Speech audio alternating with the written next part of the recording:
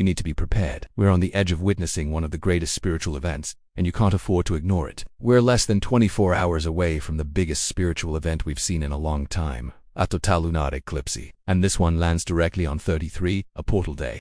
These two events don't just overlap, they amplify each other, and whether you realize it or not, it has already started affecting you. Spiritually attuned souls always feel the shift first, long before the moon turns red, long before the portal opens, because this isn't just another full moon. This is the kind of moment people end up remembering for years. If you've been walking this path quietly for years, not everyone experiences a blood moon the same way. Some feel shaken, others feel chosen. This March 3rd portal isn't reacting to noise, trends, or surface-level spirituality. It responds to consistency, to the people who've been doing the inner work long before it was aesthetic, to the ones who didn't announce their growth, they lived it. This eclipse interacts differently with souls who've kept going when no one clapped, who've healed without posting about it, who've listened to their intuition even when it made absolutely no sense, because this portal doesn't reward perfection. It rewards endurance, and those who've been quietly aligned for years, they're the ones who feel the shift like a personal signal, a recognition, almost as if the universe is finally saying, I saw every step you took when no one else did. And if you resonate with this, then pay attention, because this eclipse will reward you the most. But you will also feel the symptoms deeply. This is the first thing you should do tomorrow, before the eclipse reaches totality on March 3rd. There's one thing that matters more than anything else you could possibly do tomorrow. And it has nothing to do with complicated rituals, moon water, or any of the cliches people usually rush toward. The very first thing you should do is simple but extremely powerful. Establish energetic authority. Not externally, not theatrically, but internally, through conscious positioning. This matters because during a total lunar eclipse, the emotional bandwidth of the entire planet gets stretched. Collective thoughts become amplified. People project fear, doubt, insecurity, or confusion without even realizing they're doing it. The energy becomes heavy, reactive, and easily influenced. And if you don't hold your own frequency, you can start absorbing energy that has nothing to do with you. By setting this internal stance before the eclipse unfolds, you're not protecting yourself, you're anchoring yourself. You're choosing the position you want the portal to meet you in. You're declaring to the energetic field that you refuse to be pulled into reactions or narratives that don't belong to you. Think of it like spiritual gravity. When you claim your alignment before the shadow touches the moon, the portal responds to you differently. You stay centered, clearer, sharper. You experience the eclipse from a place of authority, not exposure. And here's the part most people never realize. The portal can't distort someone who has already chosen their place within it. This single declaration sets the tone for everything that will happen in the next 24 hours. Including something people rarely expect during a blood moon. Manifestations might be activated tomorrow. One thing that makes this eclipse so unusual is how quickly it can activate manifestations. Not necessarily in the form of a full completion, although for some that might happen, but in the form of a major shift, a sudden green light, or a breakthrough that moves something forward in a way you weren't seeing before. Blood moons don't operate like new moons. They don't reward intentions in a gentle, gradual way. They trigger momentum, they shake loose stagnant timelines.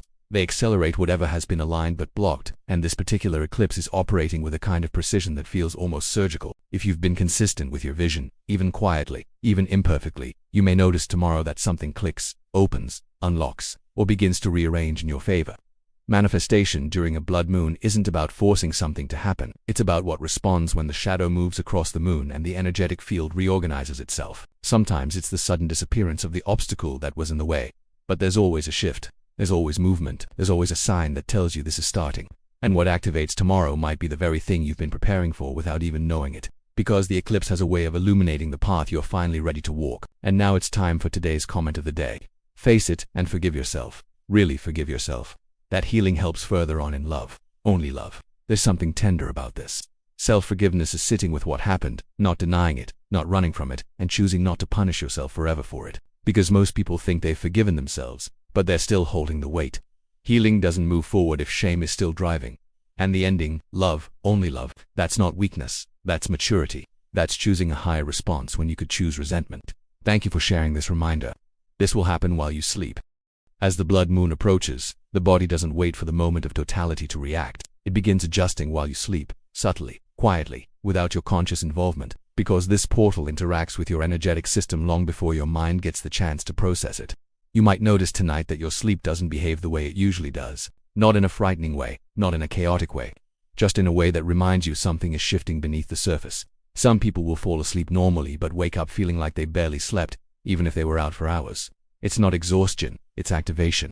The body stays slightly alert, almost as if it's waiting for the moment the portal opens. Others may wake up at unusual hours, just long enough to register the shift and fall back asleep again. These brief awakenings are not disturbances, they're adjustments. It's the body syncing with the incoming energy, tuning itself like an instrument preparing for a different frequency. There may also be moments where sleep feels deeper than usual, but not restorative in a traditional sense, more like your system was working through something on your behalf.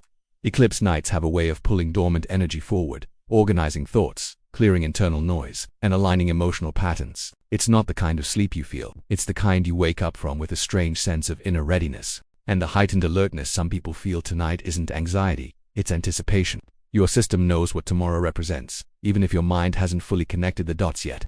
Think of it like this: your body prepares for breakthroughs long before your consciousness realizes one is coming. That's why tonight feels different. You're not being disrupted. You're being positioned. Your sleep becomes part of the preparation, part of the grounding, part of the alignment that tomorrow will complete.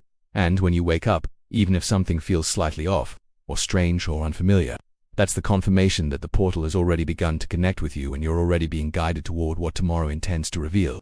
The body language shift. One of the strangest and least discussed effects of an eclipse portal is how the body begins to behave differently without you consciously trying to change anything. It's not dramatic or theatrical. It's subtle, almost unnoticeable unless you pay attention. As this total lunar eclipse builds, your body starts signaling a different version of you, a version that's more grounded, more certain, more present. People often assume spiritual shifts happen only in the mind or the emotions. But during an event like this, the body becomes the first messenger. Posture begins to change, not because you're trying to stand tall, but because something inside you naturally rises. The spine straightens, the shoulders relax, the chest opens slightly, as if your body is preparing to hold more energy. Movements become slower, more intentional, more deliberate, like you're operating from a deeper awareness rather than rushing through your environment. Even the way you occupy space changes. You take up your rightful room, not in an egotistical way, but in a grounded, fully present way. Eye contact becomes steadier, not confrontational, not forced, just anchored. When you look at someone, you're actually looking, not glancing for a split second and then drifting away. The eclipse amplifies your internal authority, and that authority shows up in your physical presence before it ever touches your words or your decisions. Nervous fidgeting fades because the body is no longer reacting to every tiny stimulus. It's operating from a place that feels centered and aware. This is why the shift feels so real, even if you can't explain it. The body often accepts a new identity long before the mind understands it. That's the effect of a blood moon portal. It grounds you, stabilizes you, and aligns your physical expression with the internal version of you that's emerging. Most people miss this because they're too focused on trying to feel spiritual or interpret signs. But your posture, your breathing, your steadiness, that's the real sign that something bigger is happening. It's your system positioning itself for the energy that tomorrow will fully unlock.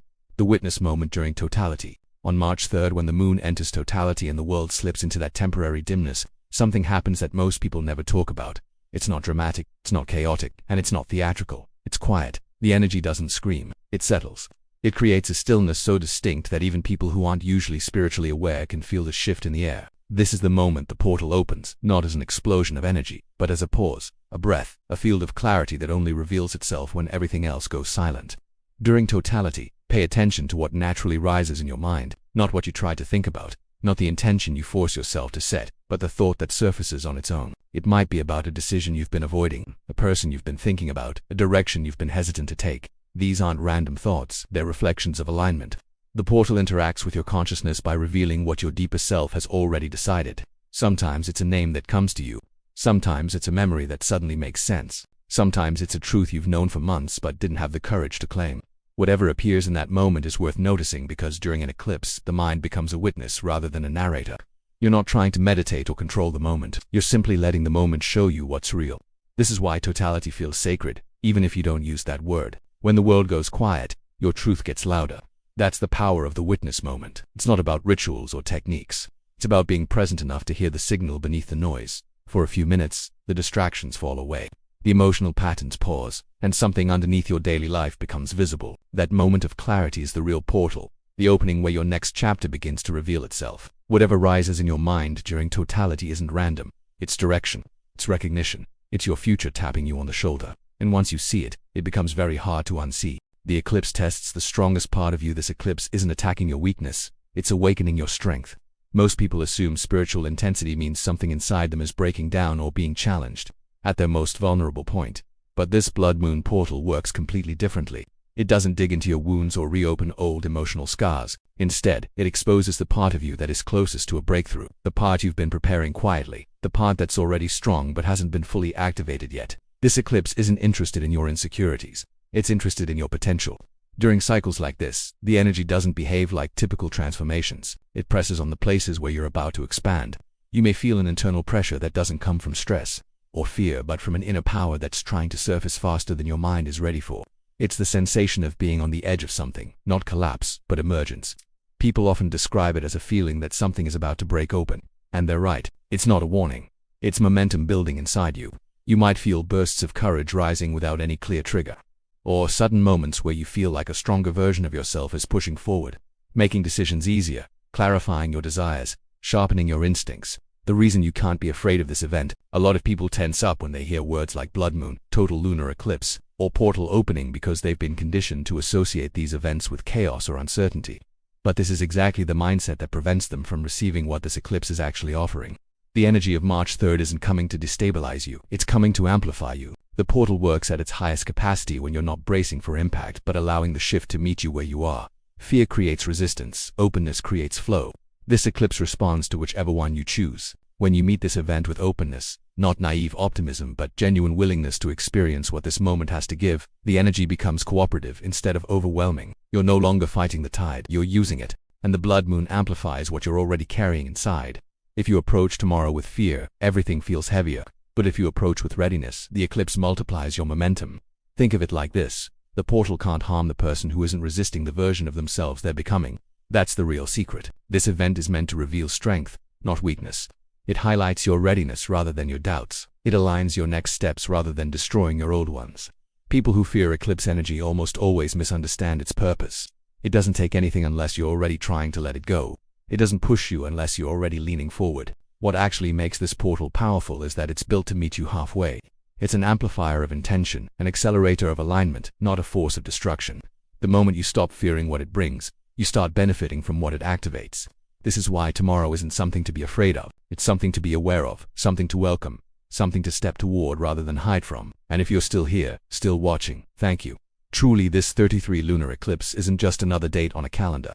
It's a moment that highlights alignment, clarity, and the quiet strength you've been building without even noticing. And if anything in this video resonated with you, even for a moment, that means the portal has already started working with you instead of around you.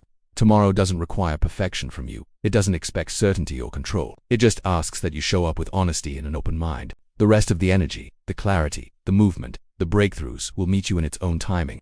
So whatever the eclipse brings into your awareness, let it guide you rather than intimidate you.